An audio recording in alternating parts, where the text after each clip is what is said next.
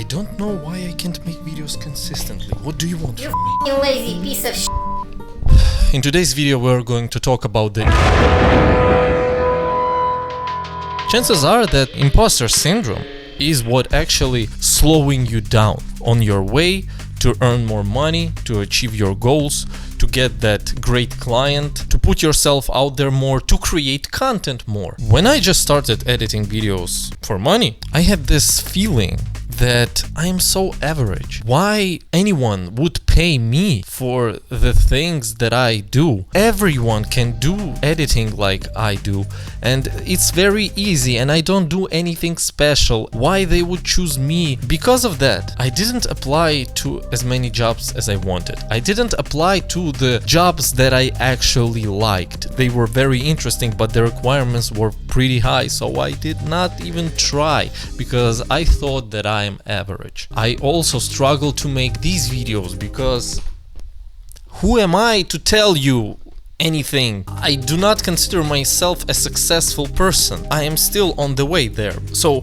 while I'm still on the way there, should I even give some advices or share my experiences? Because I don't have the results yet. Should I even talk about it? Oh, but what about setting up your prices as a freelance video editor? Undervaluing yourself is just, it's always a case when you're a beginner video editor, or even when you're just a freelancer or a human. We always undervalue our achievements, we undervalue our vision, undervalue especially what can we learn in a short amount of time when we have to learn it. What can we figure out? Like, for example, you have some crazy requirement from a new client. A lot of times because of this imposter thing, you will not even try. But if you will put yourself in a condition when you don't have any other options, any other choices as to do it, you will probably figure out this problem pretty fast. You will learn how to do the thing that you have to do. Now let me tell you about my experience on how I overcame this imposter syndrome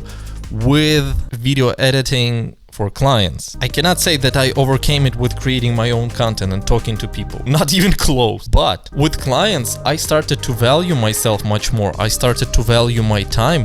I started to reject jobs a lot of times if this is the content that I'm not interested in, or if they underpay me. So if they pay me less than $30 per hour, I just say no. And also I usually, when someone wants to make a vertical videos, shorts, reels, I just say no because I don't like to edit the short form content. I reject 80% of my job proposals, but I'm doing fine. Recently I got a third client which pays me like $150 for like a video that takes me around 4 hours to make. So yeah, 4 to 5 hours to make that video, $150, $30 per hour seems pretty fair to me. I can spend like half a day on it and I'm just on 150. Let's go. Now the imposter syndrome itself, in my opinion, is the surface. And if you have it, you probably have some underlying like self-belief problems, confidence problems. Let's begin with the first step to get rid of the imposter syndrome and earn more confidence. Rep it.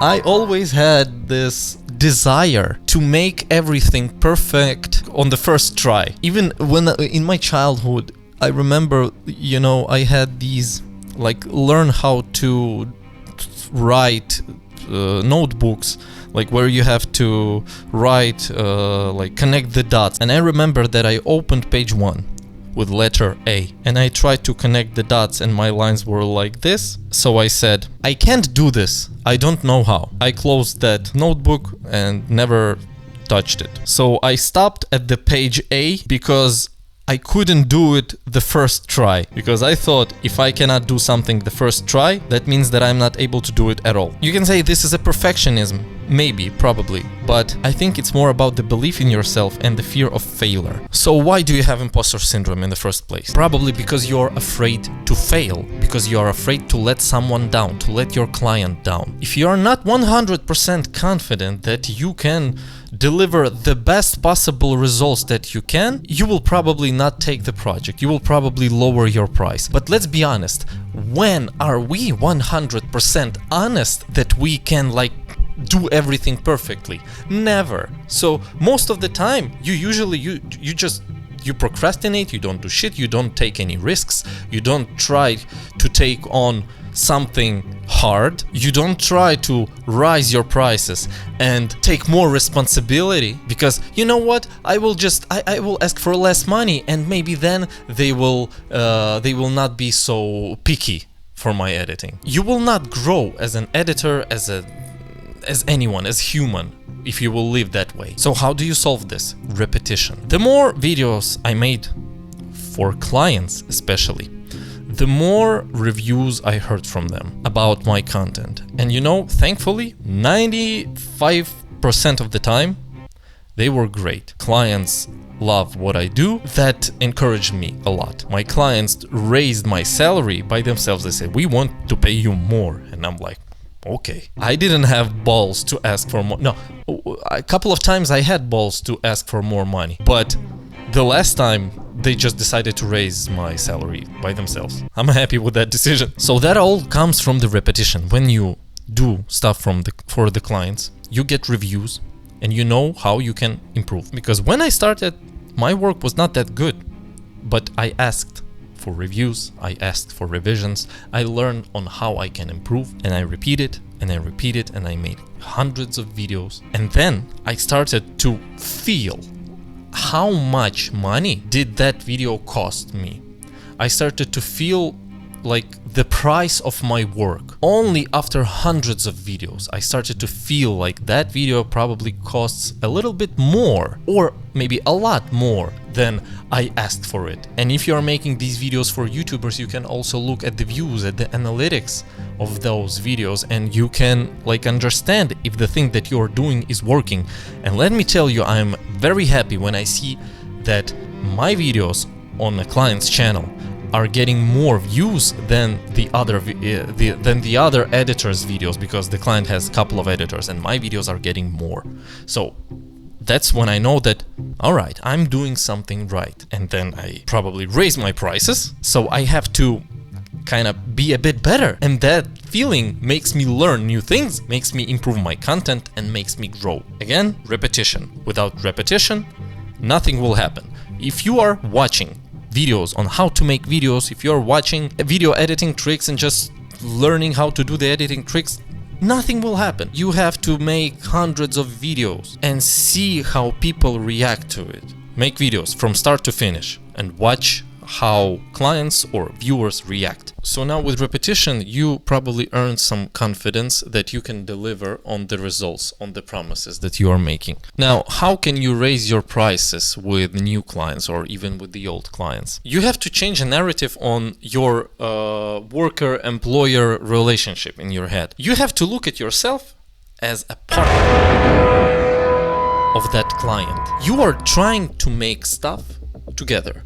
You're helping them to create content for some specific goal, right? Is it to sell a product? Is it to get more views? You have to look at yourself like you're providing services on how to make their brand, their product gain more traction using video content. So for each client, you have to work together with them and understand what do they want from their content. By following this kind of mental approach, these are the reviews that I get, for example.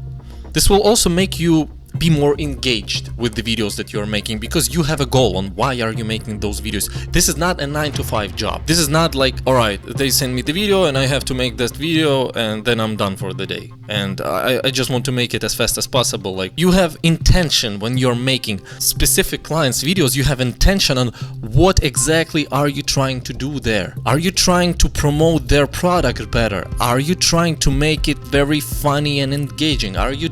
What are you trying to do? Because not every video needs to be viral. If you have a client that has a very niche product and you are making an edit that makes that video viral, you will do more harm to that client, because then the audience that is not interested in the product will get recommended by YouTube to that client, and that client will have no sales even though he has a lot of views, because the audience is not the audience that client needs. You need to make videos that will be aimed to that specific audience. They don't have to have crazy edits every 2 seconds. Maybe that audience like less edited videos. Maybe that audience needs more explanation. Maybe that audience, I don't know, you have to decide. So you make videos for that audience, so the clients would get more sales with their app, and that's how you provide value. Do not think about this work as you are working for someone. You think about it as you are working with someone, because you will be more engaged, you will feel more value in what you're doing, and you will not be afraid to ask more money for what you're doing. Probably the results will be also better. Now, we started to talk about the imposter syndrome, and I just drifted away to some places I don't even know.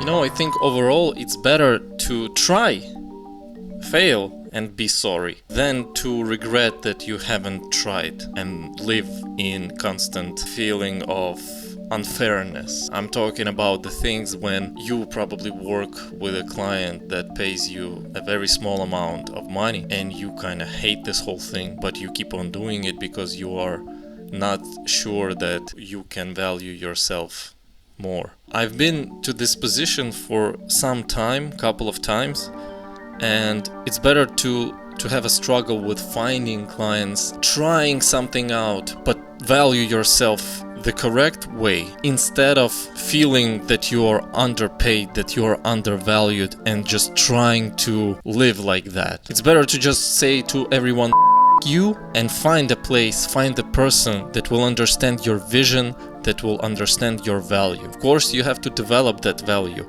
and that's why we talked about repetition earlier. So I think one of the main ways that you can tackle the imposter syndrome is to say just fuck it, I don't care. I maybe think that I'm not worthy. I maybe think that I'm not good enough, but this is only my perspective. I don't know how it is for real for other people. And remember that we have a finite time here. Value yourself properly right now. Because you live, and you are postponing. When I will become better, then I will value myself properly. When I will become better. When will it happen? By valuing yourself properly, you're raising the chances of you to become better. You also speed up the process, because even if you value yourself too high, and some clients say, damn, that editor is too expensive and he doesn't do shit, then you have a goal and motivation to become a better editor. In conclusion, I think repetition is the most important thing. I'm actually feeling it with recording these videos. The more I do this, the less I'm afraid. So just repeating the process, thinking about it, living this whole thing, this is what helps the most. Then giving a meaning to the job, working with your clients, not for them, so this doesn't feel like you are forced to do the work. No, you decided to help with that project. It's your decision, it's not a forced work. That helps a lot. And the last one, if you will not try right now, then when? Give us the date and do it. If you don't have a date, do it now. I have a lot more to say on this topic and on other topics about video editing. Stay tuned, and thank you for watching. Yeah. Maybe I will try to do a daily uploads challenge. Again.